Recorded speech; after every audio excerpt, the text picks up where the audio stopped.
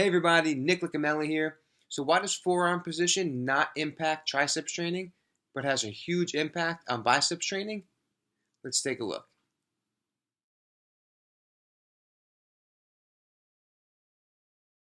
Now the triceps is a unique muscle because it crosses two joints. It crosses the elbow and it also crosses the shoulder. So it's going to impact both elbow movement and shoulder movement. And that long head of the triceps is the head that crosses the shoulder joint. So naturally, it's going to extend our arm, right? Because it attaches here, so it's going to naturally extend our elbow.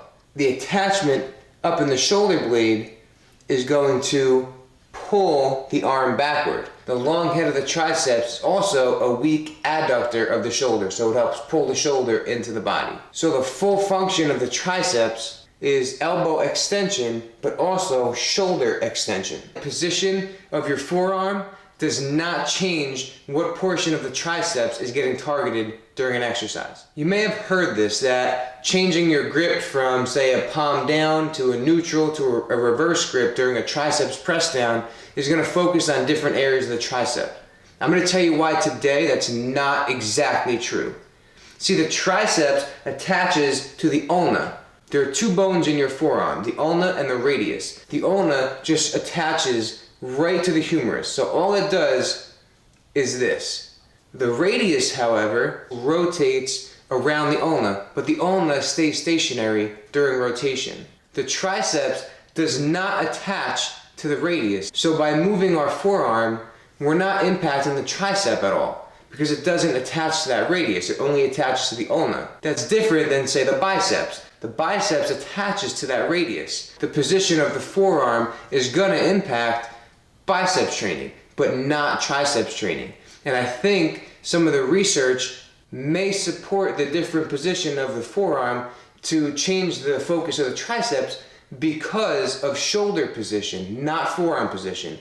Because if I keep my palms down, my shoulder is going to naturally kind of wing out a little bit as I push down. If I do a reverse grip now, naturally my shoulders are going to be in more. So you're getting more of that adduction of the shoulder. I think that position is what's actually impacting the triceps. I don't think changing forearm position is going to impact your triceps training. So don't go crazy with it. What is going to impact your triceps training is position of the shoulder. Because again, that long head of the triceps attaches to the scapula, so it crosses the shoulder joint. So don't get caught up on forearm position during your triceps training. Focus on what your shoulder is doing.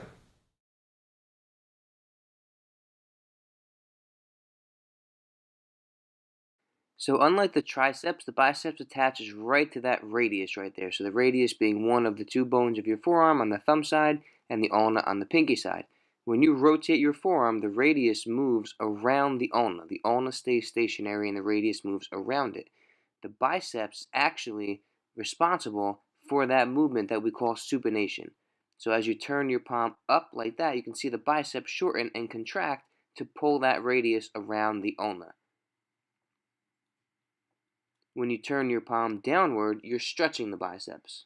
Whenever you put a muscle on stretch like this, it makes it difficult for the muscle to contribute to movement. So that's why when your palm is facing downward or in a neutral grip like a hammer curl, your biceps is not contributing much to that movement, and it's more the brachialis, which sits right under the bicep, or the brachioradialis.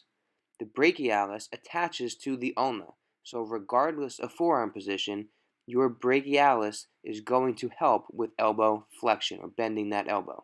However, the biceps is only active when that forearm is supinated and when that palm is facing upward, because again, you are contracting it from the bottom all the way up to the top. Like the triceps, the biceps also crosses two joints, the elbow and the shoulder. It attaches up right in the shoulder, right up there, so it's a weak contributor to shoulder flexion as well as elbow flexion and forearm supination.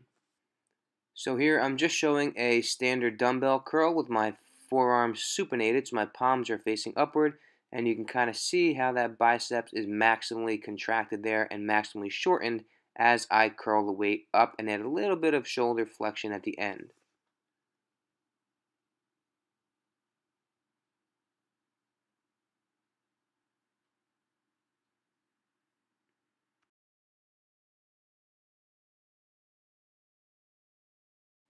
Here I'm showing more of a neutral grip or a hammer curl or a reverse curl. So I'm going to kind of turn my palms downward too at some point here. And you can see that my bicep, the actual bicep, is not shortening and kind of popping out quite as much because, again, in that pronated forearm position, I'm stretching the biceps on the radius there, and that's preventing it from being a main contributor to that elbow flexion.